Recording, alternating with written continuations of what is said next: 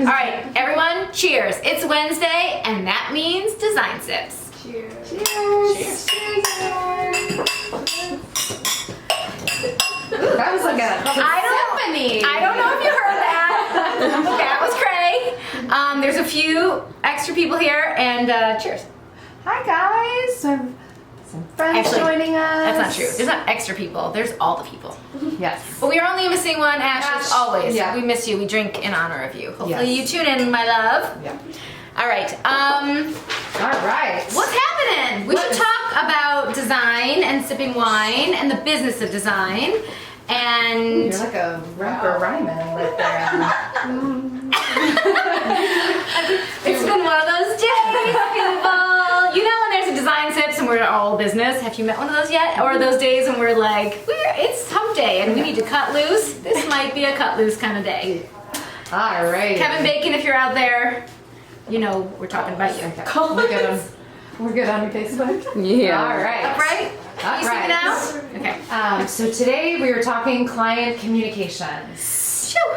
Yep, I'm seeing some hearts and some love. And hello, Joseph Packer. Hey, Joseph, what's What's going happening? on? Who's getting ready for High Point? I know we're supposed to be focused on client communications, but let's be clear. It's like conference, speaking, High Point season. Yeah.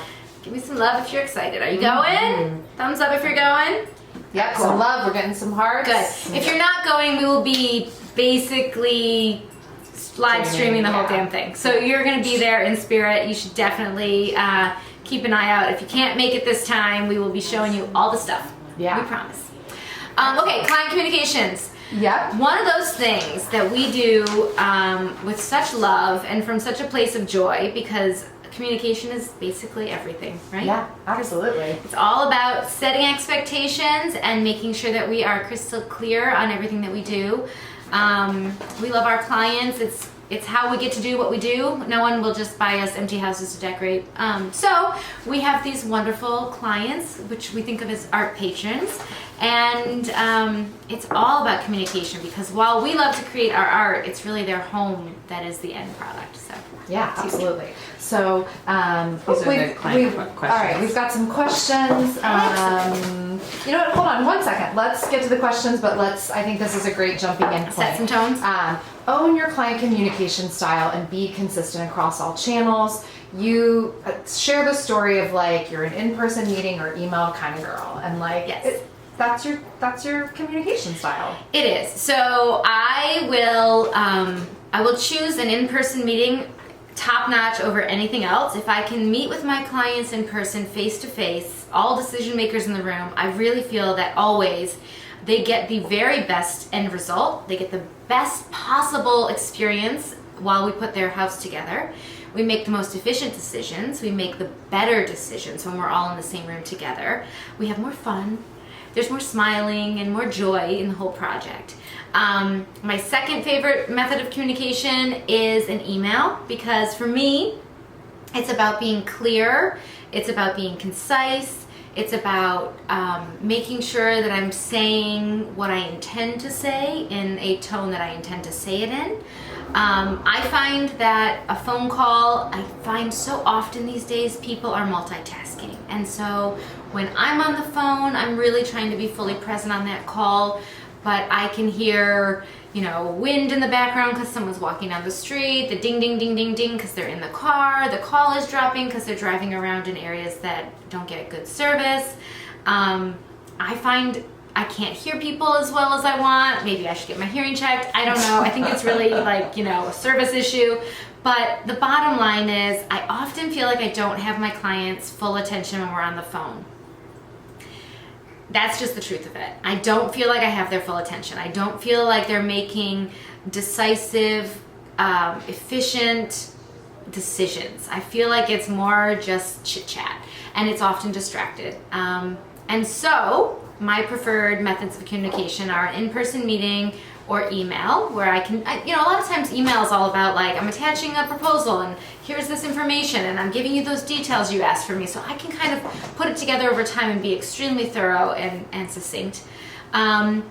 Similarly, text message is an absolute nightmare for me. If you text me, it's highly likely that my youngest daughter is building some kind of world on my phone because we're at a restaurant and the food won't come, and she sees a text message come up and it's bothering her because it's in her way, and she just swipes right up and keeps Minecrafting away. So what I'm getting at is, if you want to actually reach me, it has got to be a call to my office, an email, an in-person meeting. Text messages are in the void. Like, it's just so unlikely that I even get them. But I think we're getting a lot of questions, so I'll jump right into those. But I think that along the lines of the text messaging, we've been hearing from designers, well, what do I do when these clients are texting me at 10 p.m.? And I think you have a great way to manage that. So we end up sharing our text or our phone number, of course, because we're going to be meeting them on site, or we're meeting them at the stone yard because we're going to pick slabs today, or whatever. Like, obviously we end up sharing that information.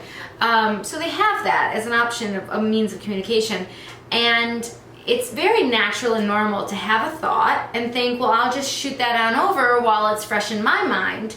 But that might not be on the timeline of business hours. So since there are very few interior design emergencies, my standard issue answer is to move over to email, acknowledge that I've received a communication from my client over the weekend or via a communication style that's not my norm or my preferred, and say that we'll address it early next week. And I think that's respectful and it's very clear.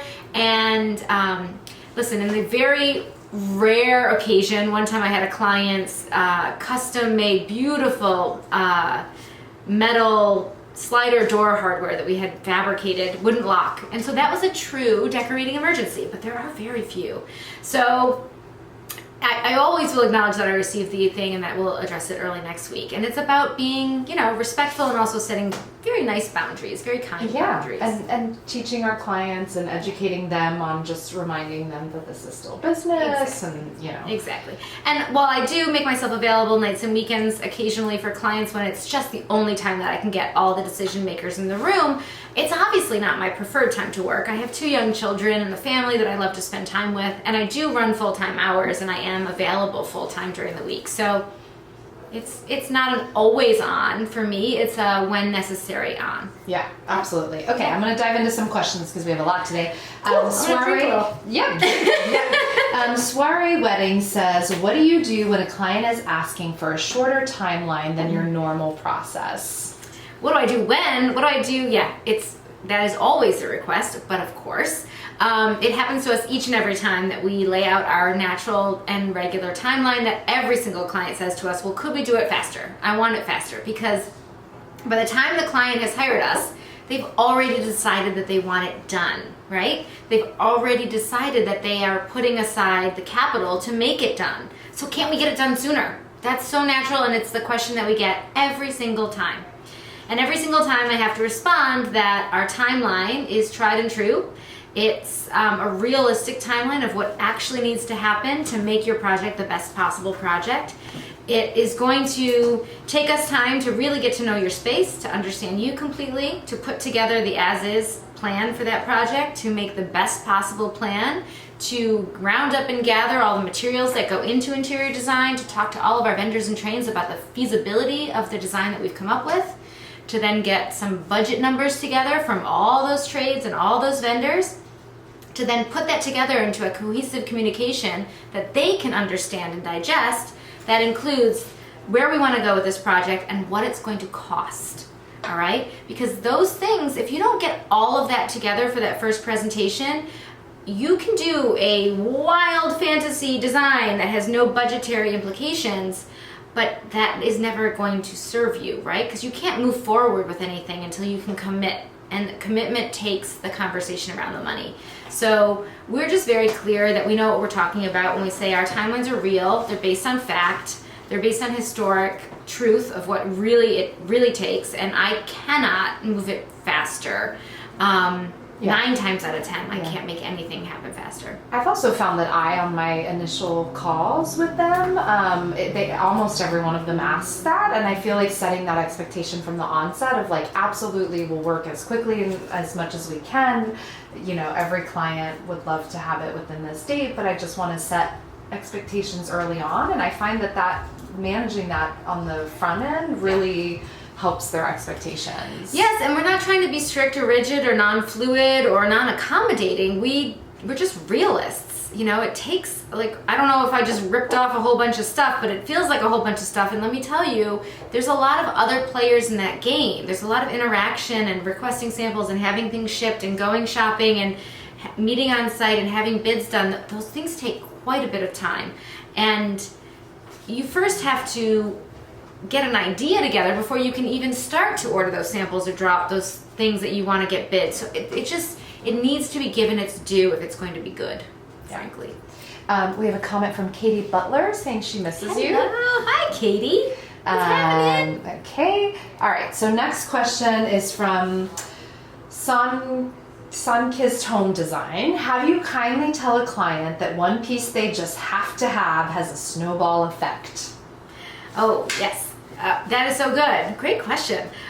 So the snowball effect, basically, if you've heard me speak about how I present, then you understand that I present a cohesive, complete room, like a full vision. We really don't do a whole bunch of options for a sofa, a whole bunch of options for a coffee table, a whole bunch of options for art, for instance. Because my feeling is, if I show you a whole bunch of tables and art and coffee table, whatever, it all has to be so generic and so vanilla that it would all go together. And so then nothing has flavor or intention or balance or nuance. And what I want to see is that wood set against that little touch of marble, set against that really airy, floaty drapery treatment with that little glint of metal. It's about the alchemy, okay? It's not about the individual pieces whatsoever. It's how they come together. It's how they play off one another. So when you pull out one piece or you add in one piece that's outside of the alchemy, it can really throw everything off. And so I think that's what you mean when you say snowball. Correct me if I'm wrong. Yeah. But that one element can totally unthread and unweave the magic. In addition to, throwing one in can set everything off because it can be too heavy in one direction or the other. It's such a game of balance and scale and just combinations of textures.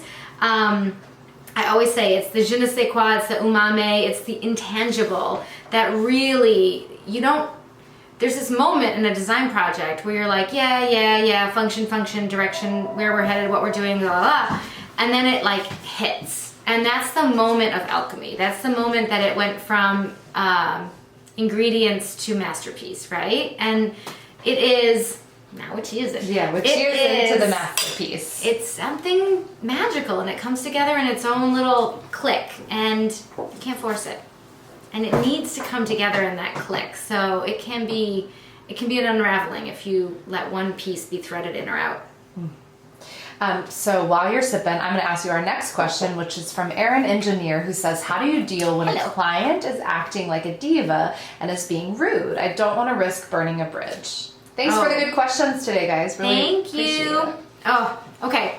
So the number one thing with clients that are being not nice is that we know maybe 1% of what's really going on in their life, right? So this is what's happening in their life and this is what we are exposed to or we know about them. So we really try to stand in the place of, obviously we need to like shake it off and blow off steam and be like, that person just yelled at me.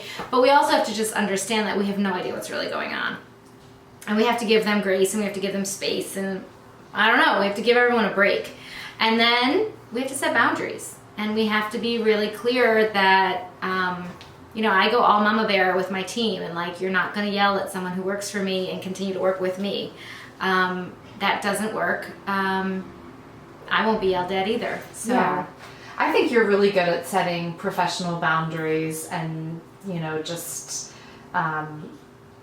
maybe examples of like how you've dealt with a sticky situation, like taking a moment of pause before hitting send on a reply. Oh, take a walk around the block before you do any kind of responding, right?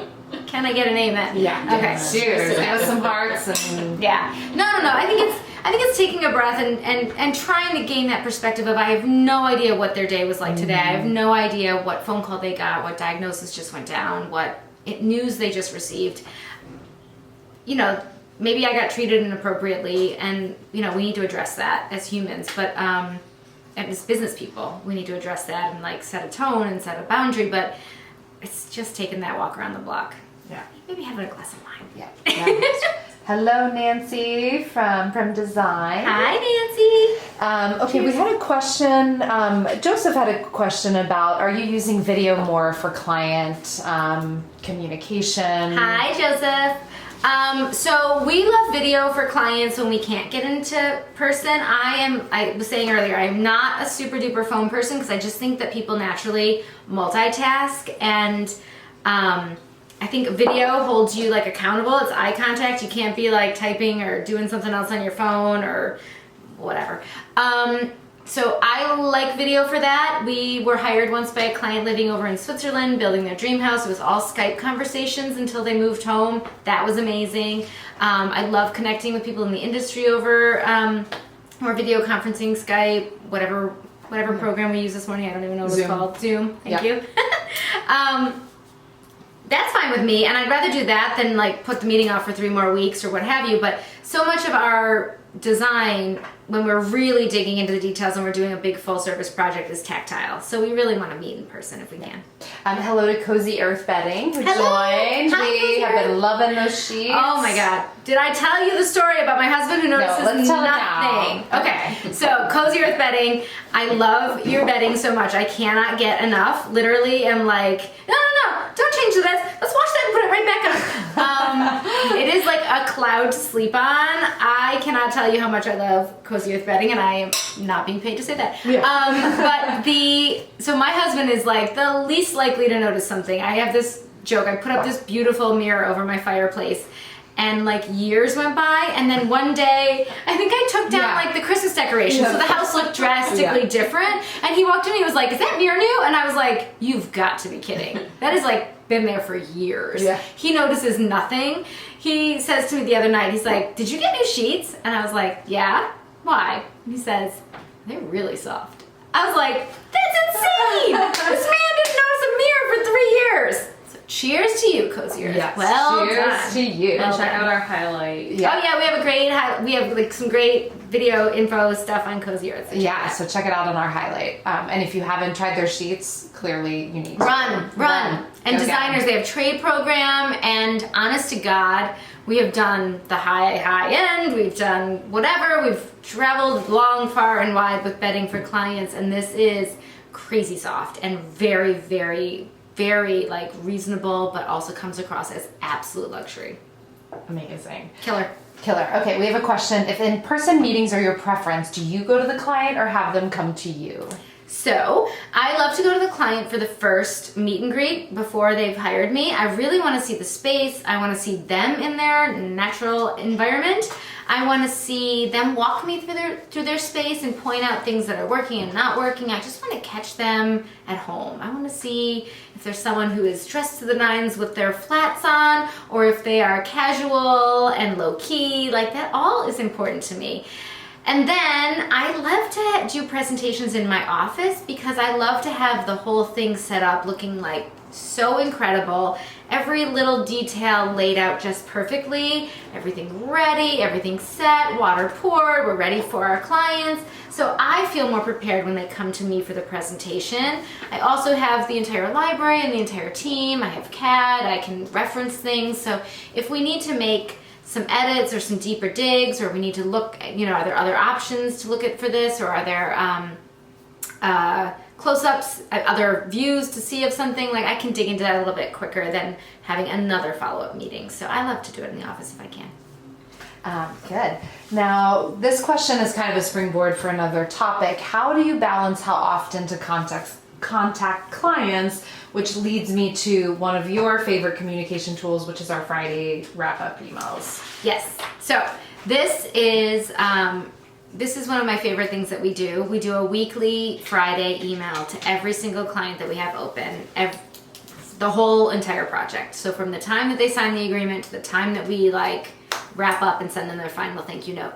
So for me, I try to batch as much communication into that Friday email as humanly possible. We try not to bother our clients with little odds and ends, but rather put them all together. That's what I would want someone to do with me. I'd rather have them collect their thoughts, put it into one simple, straightforward, clear, concise, bullet pointed, highlight where it's necessary, not paragraphs of information. Like, I want information quick, clear, and to the point, and consolidated. And so that's how I give it to my clients. Now, of course, if in the middle of the week the electrician needs access because he didn't finish and needs another day, we're going to reach out to you in your preferred communication style. So if you're better on phone, we're going to pick up the phone. If text is working for you in the middle of the day because you do not check email, that's how we'll communicate with you. Emails, what have you. So we try to reflect our clients' communication style as much as possible, and we really try to group it all up. Yeah. Well, I love, so springboarding on that is that you love layers in your design, and I think it's important to reiterate that layers of communication is also essential. So you might send an email to a client, and then if we haven't heard back, pick up the phone. Let's talk about that a little bit. Definitely. So, it all starts on social media, and then it moves to our website, it moves to a phone call. We do this wonderful email lead nurture series, and then when they become a client, they get into our Friday rhythm. We will pick up the phone to schedule something if it's like an immediate need, kind of real quick turnaround. We're also huge fans of the written note. I mean, I really don't think that a quick thank you via an email sends nearly the same message that a handwritten thank you does. And something special has occurred or there's a milestone in the project. I think that's always the best way. So layers and layers of communication, just really being available. I mean, I don't think, you probably heard the phone ring a couple times today while we were filming, and to hop up and grab that phone and to be available, to always get a response from us. Like, I don't think I've ever heard from a client at House of Funk, they're hard to get a hold of. Like, it's just not how we roll. Yeah. Like, we are super easy to get in touch with, and you always are going to hear back from us. And, often that response is going to be, message received, we're working on it, we'll get out, we hope to have an answer early next week, or we should know by end of day. Like, we're going to give you a response even when we don't know yet, and I hear from people sometimes like, I was waiting until I had good news. Well, that's not appropriate. You need to respond to me and tell me that you received my information and you're working on it. Otherwise, how do I know? Yeah, absolutely. That old adage of I didn't want to respond until I knew more, I don't know. Yeah. Not working for me. Okay, About being proactive. Yeah, absolutely. And there's language you can say. Nicole Hamer says, expect to hear from me. Yes. With an update in blank days. Yes. And it's a great way to communicate. She doesn't have the answer now, but we can expect that in 3 days. But we're working on it. Yeah. Yes. And then set your reminders and do what you said you're going to do. Absolutely. 100%. Okay, we have a new question from Dawn. Is it okay for clients to interview a designer before working with them? Of course. Of course, right? So you must interview your designer. You need to check if you work well together. I think it's brilliant to meet and check that intuition and your gut feel. That's, There's a blog post. That's why I made that. Yes. Oh, 7 questions to ask your designer before you hire them. So wonderful. Dawn, we're going to Great. comment that. We have a great blog post, 7 questions to ask an interior designer before hiring them. Would love to hear, from you, but that's really geared at that. Excellent. question. Okay, so we'll share that in the notes here. Perfect. Yes, there's lots of definitely interview, get a gut check. I think it's great. Yeah, absolutely. Another question. Any details you... Okay, so you know what, Dawn followed up with a question, what would be appropriate questions to ask? I think the blog post is going to answer a lot of that, so definitely check that out in detail. Mm-hmm. We have a question, any details you choose not to disclose in your Friday weekly emails? No, I mean, I think we're really trying to be, be clear and concise about what's going on. So, no, it's very clear. We lay out the timeline of the project coming up. We lay out all upcoming meetings with dates and locations. We lay out next steps. We also are very clear on whose ball the court is in, right? Is that okay. Anyway, we're waiting on you because we need you to do XYZ to move forward, or we're working on XYZ. The next move is on us to present the next thing. So we're very much about letting them know where they stand and what's next and what to expect, because a lot of times our clients haven't done this over and over again, and even if they have, they haven't done it with us. Now, of course, a client that's done it with us is still going to get that communication, but a lot of times we're educating, not just communicating. And a lot of times our clients haven't done this all the way through. And if they've done a room with us, maybe they haven't renovated a room with us, or if they've decorated a house with us, maybe they haven't built a house with us. So it's about showing them where we're going next. Yeah. So this is a good question. So any tips to communicate to a client to pay in a timely manner? Like, how do you politely nudge them towards payment? We have this so figured out. Okay, there's no need to politely nudge because we always put the onus on the client to kick off the next exciting event with payment. So we're never chasing money. Money is what they use to move their project forward, okay? So I'm never doing accounts receivable. Never, never, never, never, never. So I'm so excited. That's a big part of what the interior design standard is going to really outline and clarify for you. We are going to show you exactly when to ask for money, how to ask for money, how much money to ask for, all of that. It's really and how can they get on our list so that they're like staying up to date? Yeah. You don't want to lose this. So HouseOfFunk/trade, and you will never wonder these things again. Yeah, for sure. So great questions today. We have one from Alyssa Case who says, hello. Do you ever reject projects for being too small or because you feel it's not a good fit? Yes, we do. It's so funny, we talked about a lot of these things this morning in our call. Yeah, we talked about this with the interior design standard this morning quite a bit. So we were going through the PC process, which is potential client process. And so reject is a strong word. We created another tier of interior design service called online design for us. So we don't reject projects, but we redirect.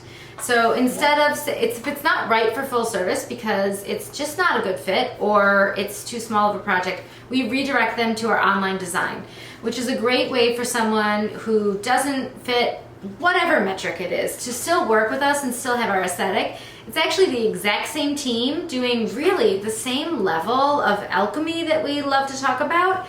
It's just all online and it's very efficient, and then the clients do the execution themselves.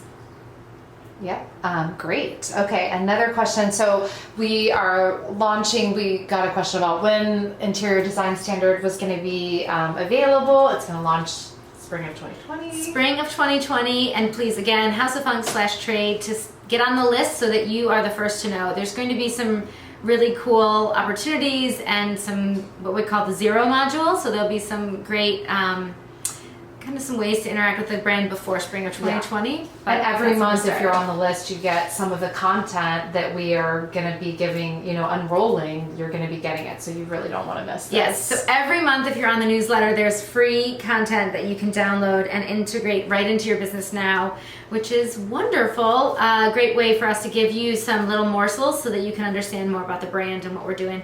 Okay, hello to Design New Jersey. Hi, Design New Jersey.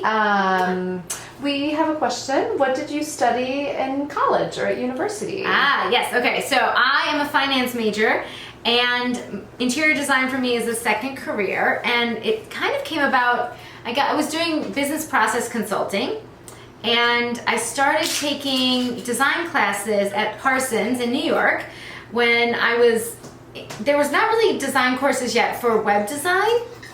And so everyone was kind of going to design schools for that. And I just fell down the design rabbit hole. So it's a combination of a finance degree and non-matriculating classes, I'm getting more wine, in interior design at Parsons, which I have to say, of course everyone loves the school they went to, but man, sitting on those art stools in the basement of a studio, just talking about... Was asking this question also asked about some of your other jobs. We have another great blog post that we can link to called Not a Tire Heiress, which sort of like walks you through, or my journey to interior design. So Maggie, we will comment those for you. My background, yeah. So it's a lot of business and a lot of interior design, and I see them as the perfect matchup. Yeah. Okay, a question about what do you do if the client requests to speak to one of the vendors directly? I prefer to be the liaison, but sometimes the client tries to steer the ship. Yeah, well, they can steer their ship at their job. Okay. Okay, but seriously. So we're very clear in our contract, both with our trades and with our clients, that we are the person in between both of them. So the communication is going through us. We are the liaison, we are the advocate, we are the provider. Our model is that both a flat design fee and all purchasing and execution goes through our firm. So what that means to me is that we really are taking care of everything. So I'm just very clear with my clients that a lot of times a client will reach out and say, oh, you know, something happened and I need to see if I can get the floor guy back. And we'll say, no problem. We'll schedule a meeting with us and the floor guy for XYZ date and we'll facilitate that whole thing. So it's just about offering it up as a service and being very clear that you're not sending out your resources, names and information to contact directly, but that you're so perfectly happy to coordinate that for them.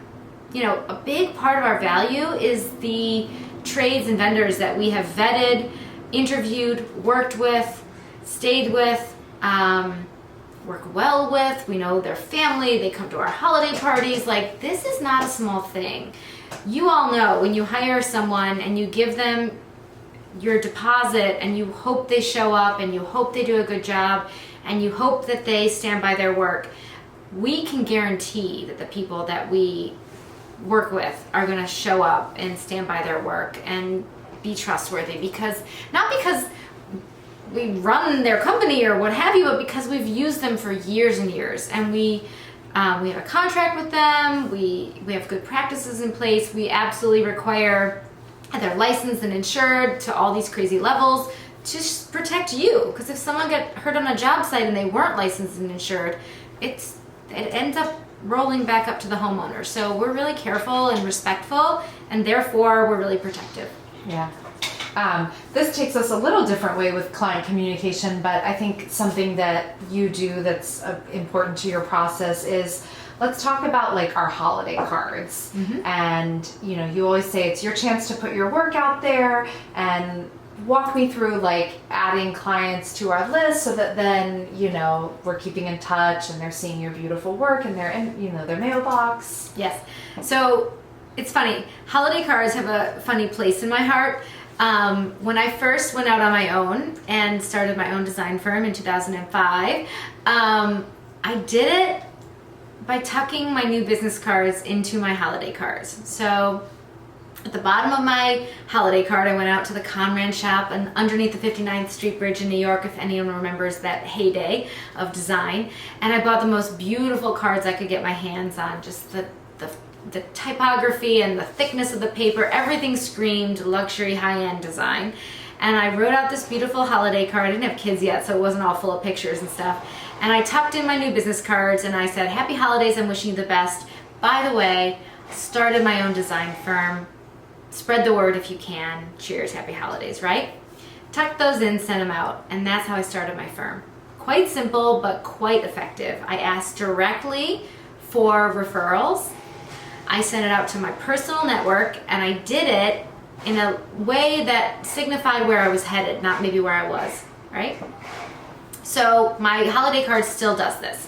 I still set my sights higher. It's got to be the heaviest weight. It's got to be this trifold of insane typography. We work with whoever's doing the cards for us. We work with them custom to make sure that the quality is nuts good on the printing. If there's a squiggle wiggle, I'm telling you, we order them so far in advance because we've had, I think 2 years already, we've said, these are not up to par, I don't know what's going on, it's a little fuzzy or it pixelated a little bit or something went wrong.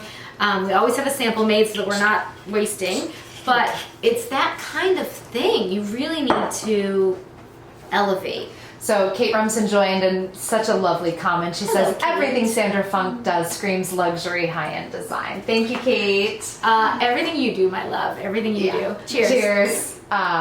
Cheers. Yeah, cheers. But I think another that point... was a wine break. Yeah. Tell us what you're drinking, too. We'd like to know. We got a couple emojis of some wine glasses. All right, give me a thumbs up if you're actually drinking on Design Sips with us. We appreciate it. But I think what's so great about, too, with your holiday cards is the next layer that I want you to talk about is, like, you are always so strategic with your processes and your systems that you took that to the next layer, which is whenever a potential client comes into our system, you automatically add them to your list. Right, totally forgot that part. Yeah. Okay, so That's why I'm here. in our communication process, everyone who reaches out to our firm and shares with us their email address, we add to our email address, we add to our newsletter list, part of the communication package. We also, if we have their home address and we have their full name, we add them to our holiday card list, because we really feel that a lot of times people that reach out to us are just starting this conversation. They're just putting their toe in the water, and very often our potential clients will reach out to us, and then a year or two or whatever later will actually pull the trigger and hire us, because it's something that they're kind of mulling over and preparing for, perhaps. Yeah. So putting them onto our holiday card list is really kind of a show of our love and appreciation and hope for that relationship to develop further. Because again, our holiday cards are really something we put a lot of love behind. The other thing that we do with our holiday cards is we keep always our latest work, the most recent professional photography, is always included on our cards. So it's a sneak peek behind the scenes of what's happening right now in design, because there's a big lag between what's happening right now in design and publication.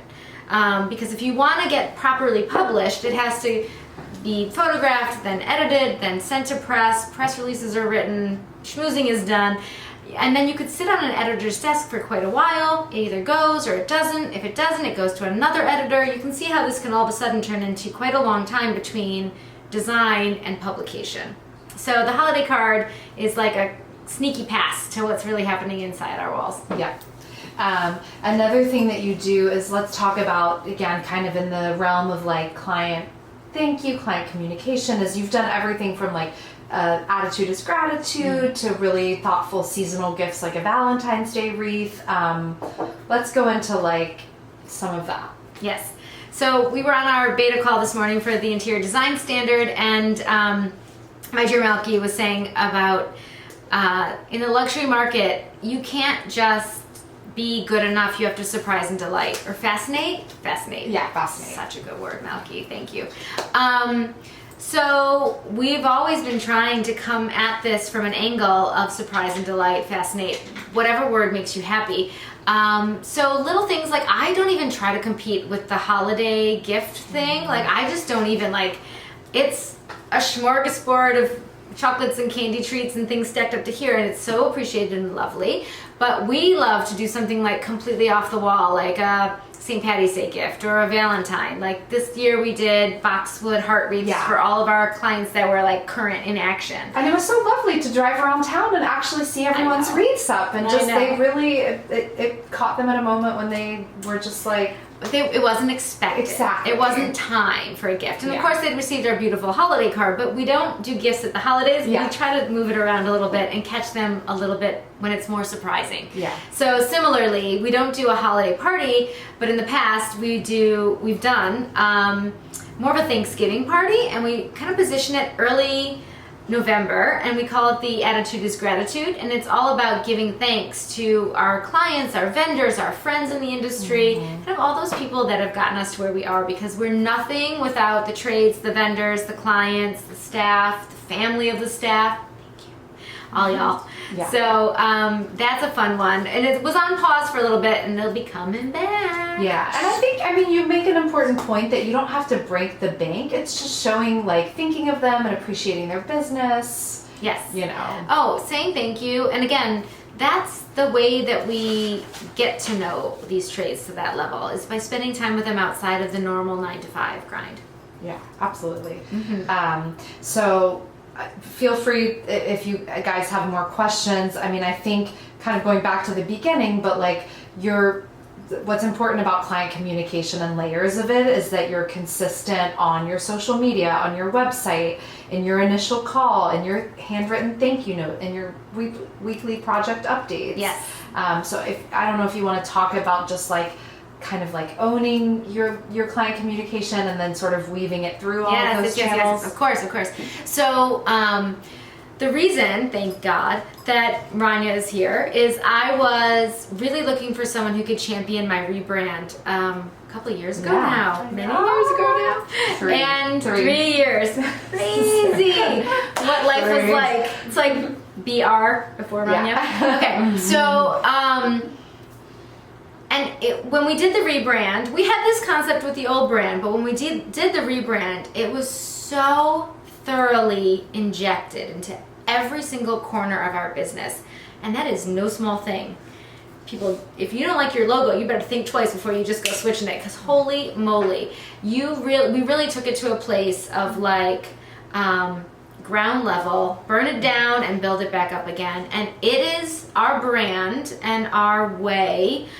We went from Funk Design Studio to House of Funk, and you can hear it when I say it. It's different, it's sassier, it's bolder, it's more graphic. Yeah, like, Sarah, it we makes can me post wanna, that link to the it makes me want to grab my logo right and show you. And we have another blog post that really dives into that for those of you who are asking what don't we have a blog post about? But for those of you who wanted to know more about Sandra's background, if you don't know the story, yeah, it's good. But we burned it down and built it back up again. We went out Funk Design Studio with like a curly Q and came back House of Funk, and we came back stronger, harder, bolder, and it is woven in, and it's woven in from that sass that I wanted to show. Like, the truth of the matter is, I don't want to wear a skirt, I want to wear ripped jeans and a gorgeous blouse. Yeah. Okay, so let's do this. Yeah. Like, let's have that reflected. Like the cheesy poster that's behind my desk, I'm going to read it because it's behind your head right now. Wake up, seize the day, go to bed, repeat. And that's how I live. And a lot of times I wake up with bedhead and I'm just like, that'll work. Yeah. And off we go.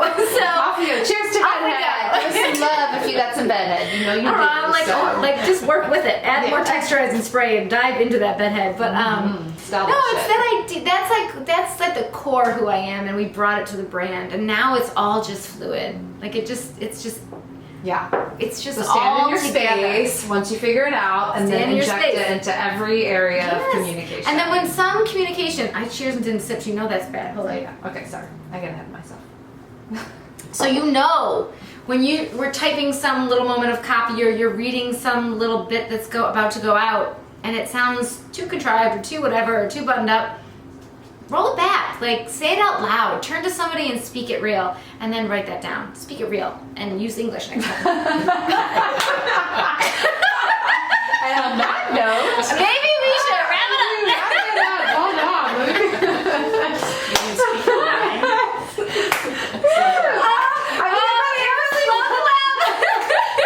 It really was the end of my sheet, so I think it's time to roll out. All right. In case you're wondering, I am Sandra Funk. This was Design Sips. It's time we wrap it up. Find out so much more at houseoffunk.com if you want to talk more about design, and houseoffunk.com/trade if you want to walk with me on the wild side, because we are having a very good time. And JNS just tuned in. Hello, JNS. We love you guys. Can't wait to share. Gods of carpeting. You are gods of carpeting. We love you.